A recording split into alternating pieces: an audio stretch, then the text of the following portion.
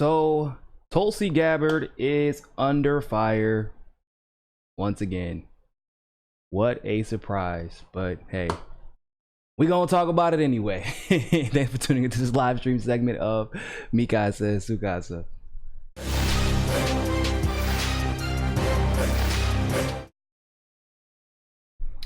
So Tulsi's under fire because she decided, instead of sensationalizing this ridiculous presidency and in a lot of ways I would say legitimizing it, she gave a common sense response to a nonsensical question, which is, should we quote unquote impeach Trump? Now this once again isn't really new. Tulsi is probably the #1 candidate for getting attacked for exercising this thing called common sense, which led me to an interesting conclusion, by the way. Turns out that common sense isn't all that common, and that might just be a misnomer, okay? Because it's a shame how a candidate can get smeared so much for merely exercising common sense. Like, and this is not an exaggeration. So in an article released by The Hill, I believe it was last night, actually. Yeah, last night. It was released by The Hill last night. It quoted part of an interview, or a response that Tulsi gave in an interview.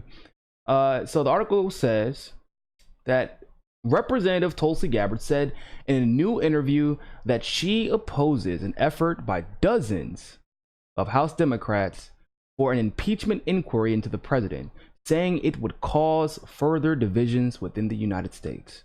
In an interview on Full Court Press with Greta Van Susteren, the 2020 candidate for the president took a firm stance against impeachment, putting her at odds with other Democrats running for president like Kamala Harris and Elizabeth Warren. Seems like she is already in good company in that part. I don't support impeachment, Gabbard said. You know, I think it's important for us to think about what is in the best interest of the country and the American people, and continuing to pursue impeachment is something that I think will only further tear our country apart. Make no bones about it, we need to defeat Donald Trump, but I think it's important for our country's sake and our country's future that the voters of this country are the ones who do that, and I believe that we will, Gabbard added. Wow. Man, you can't really you can't beat that. Listen, y'all, I'm just waiting for, Bernie obviously is presidential, but I'm waiting for somebody else to act like a leader.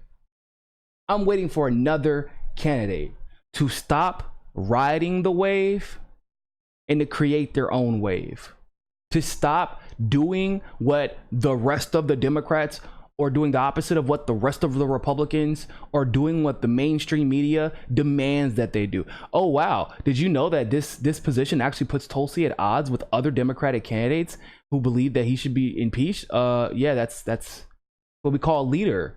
That's a person who can think outside of the box. That's a person who beats or marches to the beat of their own drum, which is exactly what we need, because leaders, quote unquote, people in office have gotten us into situations that we're in today by not thinking for themselves, by not looking at extenuating circumstances. And so I want to talk briefly about how right Tulsi Gabbard is. One, if we're going to look at just straight polling, right? Bernie has a pretty good chance to beat Trump in the general election as it stands, as it currently stands. But in a lot of those polls, the margin is 3, 4, 5 points. That's not much.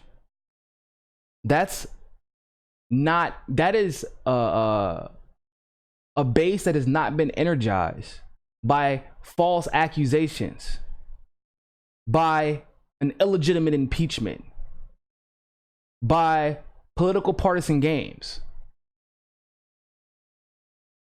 If you play that game, you will lose. There are more of them than there are of blue. I don't know how else to say that. There are people, there are more quote unquote potential Trump supporters than there are Democratic voters. There are, and this is a fact. Trump won a huge portion of the independent vote in the general election. That's how he won. Now, why would they vote for him? Because they've been paying attention to the same thing that we've been paying attention to. You're claiming impeachment, and a lot of people are saying it's for obstruction of justice. The problem is, he didn't obstruct justice. He didn't. How did he obstruct justice? Oh, he fired Comey. It turned out that he was supposed to be fired. He did have too many conflicts of interest, and he was obviously playing politics and using his position to do that. Andrew McCabe was fired by the FBI, by the Office of the Inspector General of the FBI. And if you ever saw that OIG report, you know that he should have been a lot more than fired, and James Comey should have as well, considering he was hiding information about the Clinton Foundation. They decided to make the email investigation public. They decided to make the Russiagate investigation public, but were literally hiding the Clinton Foundation investigation that was going on during the election. James Comey had every right to be fired. Andrew McCabe was fired by the FBI. That wasn't Trump's call. So we dig in deeper. We found out the 17 intelligence agency nonsense was BS. People forget how this all started as far as its connection to Trump. Remember, NBC reported 2 anonymous sources. And then the famous or infamous Trump dossier come out. Turns out that was BS. Christopher Steele was hired by the Democrats. First, he was hired by the Republicans. Then the super PAC, or the consulting firm that hired Christopher Steele, was first hired by the Republicans, and then they took over that information. The Democrats took over that information, and Christopher Steele produced that dossier based off of literally nothing but made up information, to the point BuzzFeed was getting sued over it.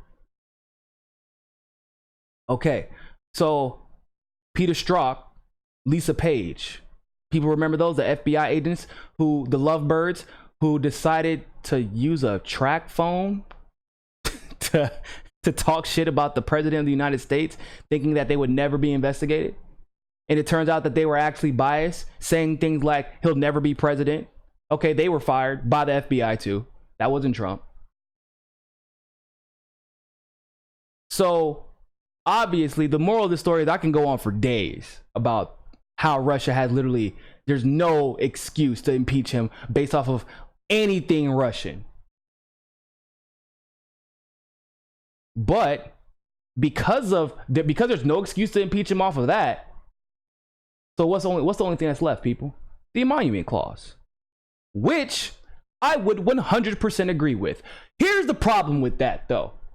If you were going to impeach him based off of the emolument clause, why didn't you impeach him before the Mueller report came out? Please answer that question for me, Democrats. If that was the real reason, if it had nothing to do with the Mueller report, because it shouldn't have anything to do with the Mueller report, because the Mueller report basically exonerated Trump in almost every way, except for they just couldn't bring themselves to say, we can't say in good confidence, or excuse me, they said, if I could say confidently that he didn't obstruct justice, then I would say it. That's not what your job is, bro. That's not how prosecutors prosecute.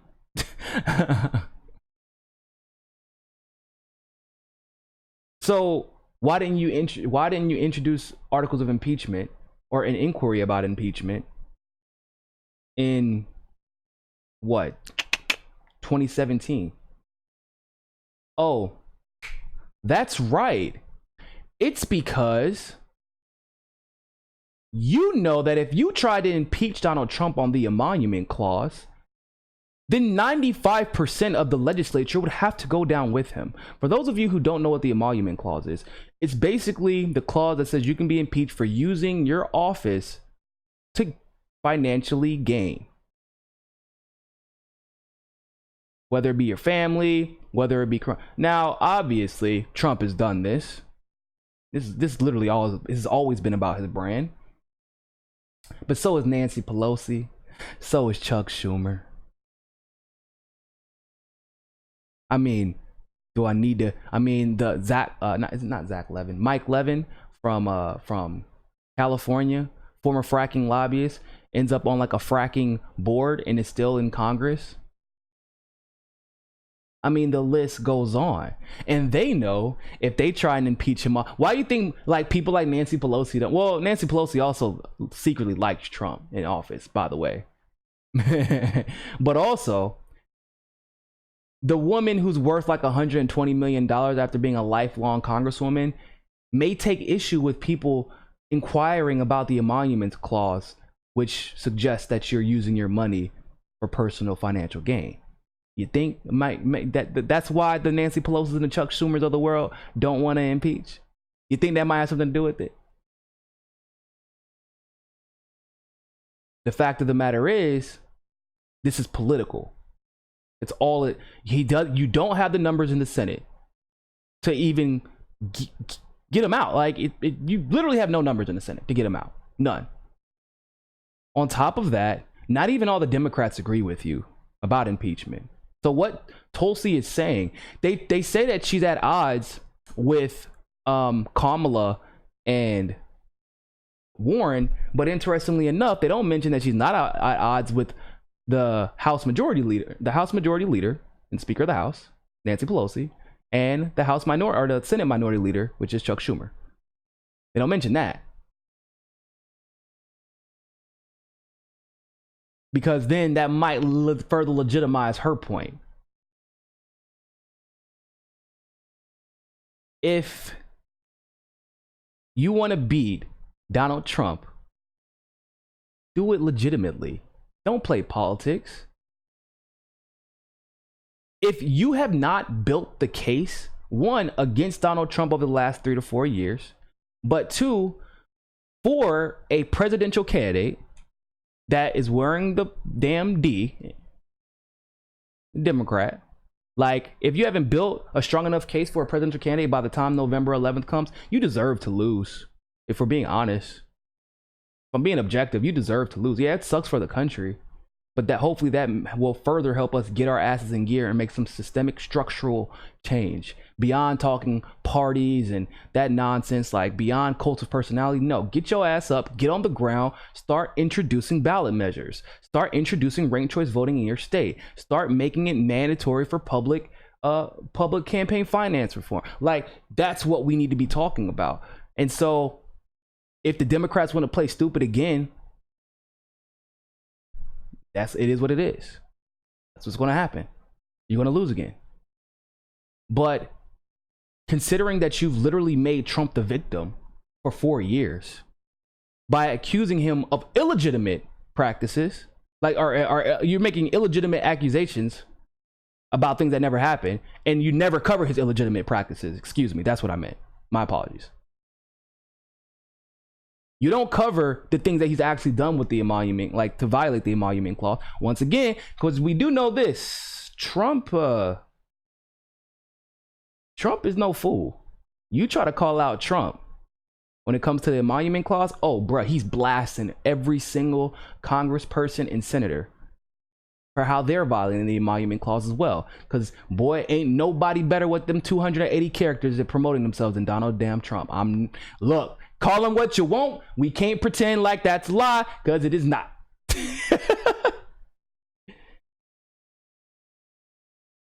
We need to beat Donald Trump at the ballot box. How do you beat him at the ballot box?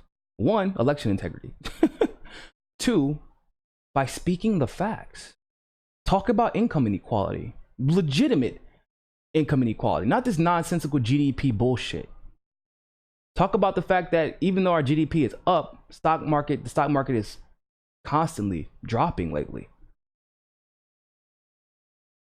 Talk about the trade wars that we're having with China when we should be brokering some type of agreement that appeases both of us. That way, we can successfully transition into conversations about climate change and emissions reduction. Talk about the fact that we pulled out of the nuclear arms deal with Russia, the treaty. Talk about escalated tensions with Iran. Talk about his love affair with Saudi Arabia. Yeah, talk about the kids in the cages, but talk about the fact that Donald Trump is more worried about putting kids in cages and bolstering the private immigration industry. I guess it's the immigration industrial complex. That's basically what it should be called, because that's exactly what it is.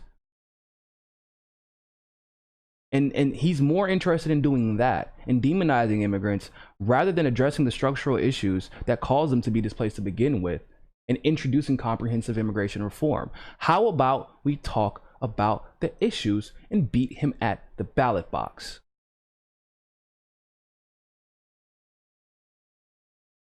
Now, granted, there are a couple of Democrats who are doing this for genuine reasons, and I believe Rashida Tlaib and Ilhan Omar are two of those people. I do believe that both of them genuinely believe he should be impeached, because, to be completely honest, Rashida Tlaib and Ilhan Omar are not like strategists. They're hot-headed. I love it, by the way. That's my favorite quality about both of those lovely women. Like, they are hot-headed. They are like, we're going to do this, damn the consequences. And Rashida Tlaib was one of the first ones who brought up the emolument clause. It had nothing to do with Russia. It was always about the emolument clause. And Rashida Tlaib tried to get traction early in her defense. The rest of the Democrats were not trying to. And it's funny, and as you've all seen, by the way, I'm sure most of you watched, a lot of you watched that video already. I posted a video on my page talking about the Uranium One indictments leading back to the Clintons, and it's one of my MCSC throwback videos. In other words, I'm going to start once a week, at least once a week, posting older videos related to the topics that are coming up in the elections discussion, which is why I posted that Uranium One video, to show the real connection to quote unquote Russiagate, rather than the one that has been manufactured by the mainstream. And I'm going to be doing that basically every week until the elections are over. The important part of that is, because to know where we're headed, we have to understand where we came from. We have to re-observe the information that we already covered, because it's a lot, and that's on purpose. They make it convoluted and all that good stuff.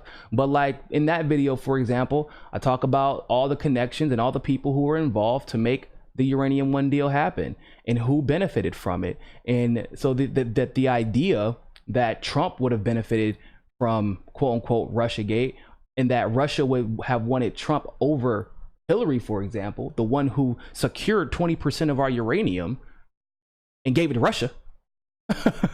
Like, it's ludicrous to think that they would have wanted Trump over Russia at that time, or excuse me, over Hillary. At least if we want to make the economics argument, which is what was being made at the time when that video came out. So we also need to look up, like, those of us, there's like maybe 2 of 3 of us, and I was one of the first ones to make the argument. I used to map out regularly exactly how this entire 4 years is going to go electorally, as far as playing politics to try and set Trump up to be entrenched in controversy, because they knew that they were going to try and cheat out the progressive who would have been Bernie or Tulsi. I even said it back then, 2017. I've been talking about, I said Tulsi's going to run, Bernie's going to run again, even though people think that he isn't. And I said they're going to start Russiagate. They're going to drag it out for about 2.5 to 3 years. It's going to amount to literally nothing. You might actually end up seeing some firings in between, because Donald Trump, he doesn't just take things like that laying down. I said they're going to end up making a victim out of him. But by the time they end up making a victim out of him, they will start the impeachment process, strictly because it has the investigative elements that could be brought into the public eye that would hurt his campaign in their eyes. I said, that's stupid. We already know all the bad things that he does. His supporters already know all the bad things that he's done, and they do not care. Unfortunately, a lot of them wish they can get away with doing the same thing, if we're being completely honest. And I said that about a year out from the elections and the primaries, they would try and start the impeachment conversations, try to start the impeachment process, and try to beat him by saying that, once again, Donald Trump is worse than the Democratic nominee. Look at this investigation. That's one of the reasons they wanted the House back so bad. It wasn't to pass substantive legislation. Like, what if they passed $15 an hour? That's great. They, I think they even passed Jayapal's version of Medicare for all. But hey, they really wanted to impeach. The problem is, not all Democrats believe that he should be impeached. They want to win at the ballot box too. And other Democrats are like, bruh, don't get him on the emolument clause. You gonna set us up. You out here trying to dry snitch on us. So it's beautiful to see Tulsi not follow that wave. That is, y'all don't, and it's crazy. That's what's so interesting about this. People are like, I can't believe you would support her over Bernie, for example. As much as I love Bernie and I respect Bernie, happy birthday to the OG, by the way. And it's not surprising that Bernie's a Virgo, by the way. I just, as a brief aside, Bernie is absolutely a Virgo. You know, Virgos tend to carry themselves as outsiders. They tend to be loners, and they always have like this weirdly tangential cult of personality that surrounds them, right? So like, they're very, very popular from a distance, but they never let anybody get like close enough to know them in and out. And now that it's funny because there's an article about how Bernie had to be basically forced by his staff to tell his story so that people can understand his background and where he came from and how he ended up being the person that he is. So like, it's super Virgo of him. Like, it's no surprise to me that he's a full-fledged 100% Virgo, because that's exactly what Bernie, like, that's his whole thing. So fun facts. Anyway, in all seriousness, the reason I supported Tulsi over Bernie should be obvious to anybody who's been watching this show for the last 4 years. I've been saying what Tulsi has been saying since 2017. Beat him at the ballot box. I've been saying I said I'm all for an investigation. I don't get me wrong. I also was very aware of why the investigation started, right? So I'm a big proponent of how do we even talk about an investigation? Why? Because it was forced upon us. But I'm like, okay, cool, whatever. Have your investigation. We know what it's going to lead to. It's going to lead to absolutely nothing. But I was like, Tulsi, if it will shut them up, just let them conduct the investigation, and you investigate who you have to on the side. You know, if you're Trump, that's what he had the power to do. And he ended up getting McCain fired because of it. So it worked out for him. Didn't work out for... Think about this. Why is it that we think Trump should be impeached when these investigations have only led to the people connected to the Obama administration and connected to Clinton being fired? It's only led to Trump's opponents being fired for malpractice. So why are we looking to impeach Trump then? Yeah, it led to quote unquote indictments of what's his name? Good God, can't remember his name now. The guy who had illegitimate financial dealings in the Ukraine. And I cannot remember his name right now. But basically they were like, oh, look at this, is a Russiagate indictment. This is a Russiagate indictment. It's a Russiagate indictment. And I was like, no, it's not. Do your research, read the indictment. Nothing about Russia. It was about the Ukraine, and it was something that had gotten taken. Why can't I remember this guy's name? It was basically talking about a situation that had actually been under investigation by the FBI. It was Trump's old campaign manager, the guy that got indicted. It was talking about financial transactions with him in the Ukraine that actually happened under Robert Mueller while he was the director of the FBI, and Robert Mueller let him go. And then he like relaunched that investigation, which, by the way, was out of his jurisdiction as a special counsel or special investigator or special prosecutor, whatever you want to call him. It was out of his jurisdiction. He shouldn't have even been investigating him or prosecuting him for those particular issues. He shouldn't have been able to even suggest indictments like that. They used some type of loophole, clearly. but it was just to feed the headlines. And the more that they were coming up with these BS indictments, you knew that they were trying to feed the headlines because they were trying to keep the public interested, and they wanted to convince the public that something big was coming, something massive is coming, something large is coming. Eventually we will get Trump. Look at the indictments. That's what the indictments tell us. And then when you go through the indictments, oh man, the indictments were all embarrassing. They were all embarrassing. And so that's why I believe Tulsi is taking the right approach, because we're going, the more this impeachment comes back up, then people like myself, people like Jimmy Dore, Aaron Mate, Katie Halper, Abby Martin, like Tim Black even, and a lot of the conservatives like Mike Cernovich, this is all going to be relitigated, and the Democrats are not going to, and the establishment in general is not going to come out on top, because the facts are more apparent now than they were then. And you can look in 2016, 2017, where people saying this isn't going to lead to anything. Paul Manafort, that was his name. Hot damn Bojangles, couldn't even remember. I'm bad with names, y'all.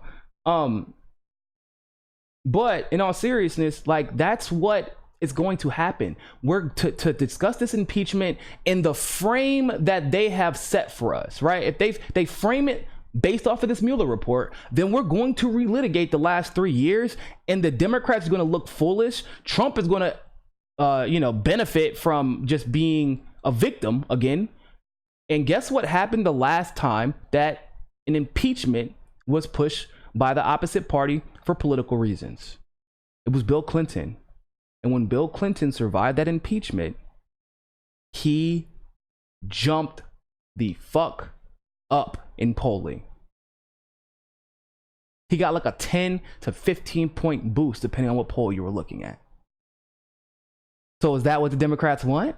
Because that's what the Democrats are going to get if they don't just start campaigning on the issues so we can win.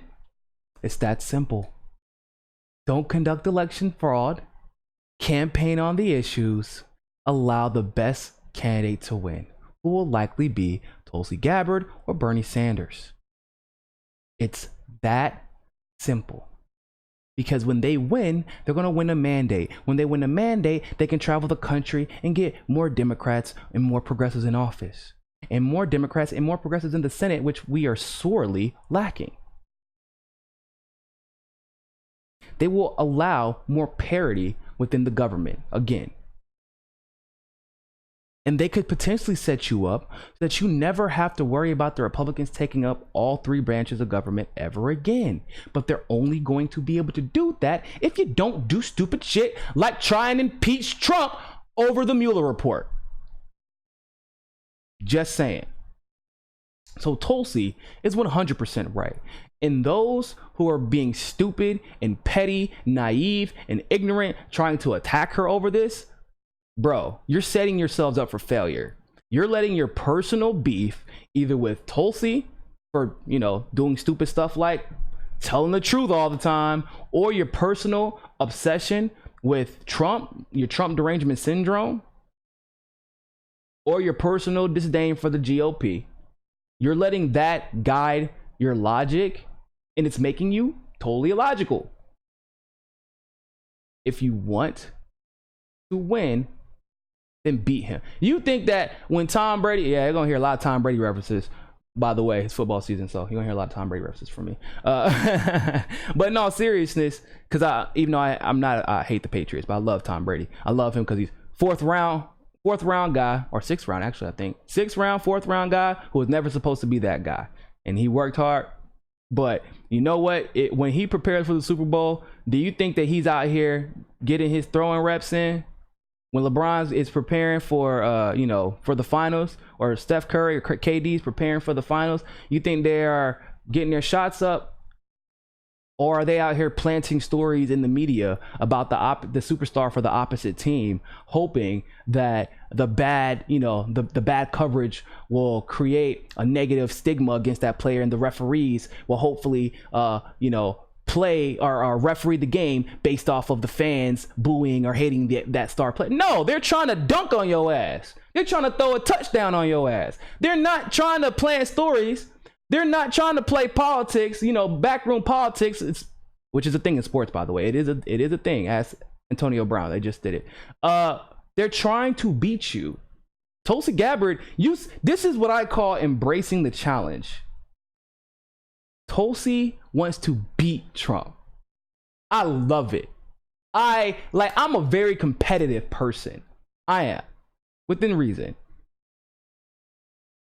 Tulsi wants to beat Trump. She doesn't want, and she wants the voters also to beat Trump. She wants to show this world that this country is better than we've shown ourselves to be in recent years. That is what we call a fighter, like a real fighter. Not like I'm a fighter, like Elizabeth Warren. No, like an actual fighter. That's the kind of person I am too. So once again, like I said, it shouldn't be surprising that I endorsed Tulsi so early.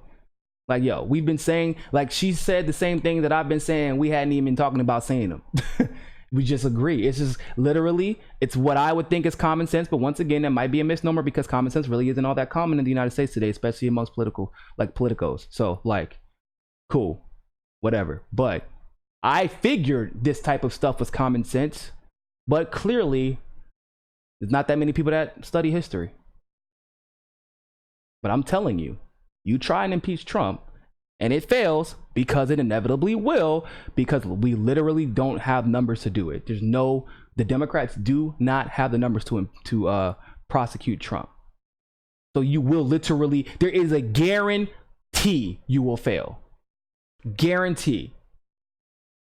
And history has shown us, you fail to impeach successfully a president, they will jump in the polls. They will get love, adoration. People will start apologizing to them on behalf of the dumbasses that tried to impeach. I'm so sorry you had to go through that. Wow, that's really shady of them. That's really grimy of them. So unprofessional. It's all politics with those Democrats. That's what they're going to say. That's exactly what they said about the Republicans when they tried to impeach Clinton. Just saying. I'm like the only one who understands politics and strategy in reality and actually can read things. Like I think she's the only candidate that actually read the Mueller report, by the way. Bernie said he didn't read it. He read parts of it and he definitely read the summary. All the other candidates, Kamala said she didn't read it. I know Elizabeth Warren said she was going to read it, but I seriously doubt it because she has not exemplified like that she has read it in any way. When she talks about it, she never really talks about it. So Tulsi read it. That's probably also guiding her answer. So that's my 2 cents about that. And it's ran way longer than I was expecting it to, but it's cool. I love talking to y'all, especially about this type of stuff. We don't have to get back in the rush. Hey, it's funny. I was watching Jimmy Dore the other day, and I think it was Jimmy and Steph and Ron in that segment. I think it was. And they were like, maybe we're going to be able to move on. And Jimmy was like, no, I wish I could be that optimistic, but no, it's not happening. And it looks like, once again, Jimmy was right. We can't move on. They're not going to let us. They're going to keep bringing this up until November 11th, 2020. Come hella high water. I bet all of a sudden Russiagate will disappear the moment Trump is out of office. Nobody will care anymore. Oh, unless Tulsi wins, then she'll be a Russian asset too. Which would make 2 presidents supposedly Russian assets, which once again is probably more an indictment on our intelligence community than it would be on either Trump or Tulsi if that were true, and of course it's not. But that wouldn't be something to boast about if I was the United States government, considering Tulsi has had to get multiple top secret clearances, and that would mean that y'all just let her slide. Considering she's a major in the army right now, and she just got off the Foreign Affairs Committee, And and she's on the Armed Services Committee, which both require top secret clearances. Dumbasses. Anyway, thanks so much for tuning into that live stream segment of Mikasa Sukasa. And always remember, people, more than anything else, find your balance. Peace.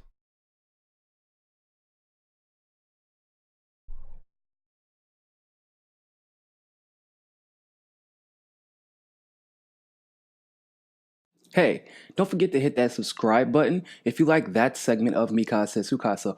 Also, you can help us upgrade the studio and take this show on the road to cover the on-the-ground politics that you love by clicking on that GoFundMe link in the description and donating literally anything. Anything helps. Also, you can follow us on Rockfin, on Twitter, and on Facebook as well. And hey, more than anything else, people, always remember, find your balance. Peace.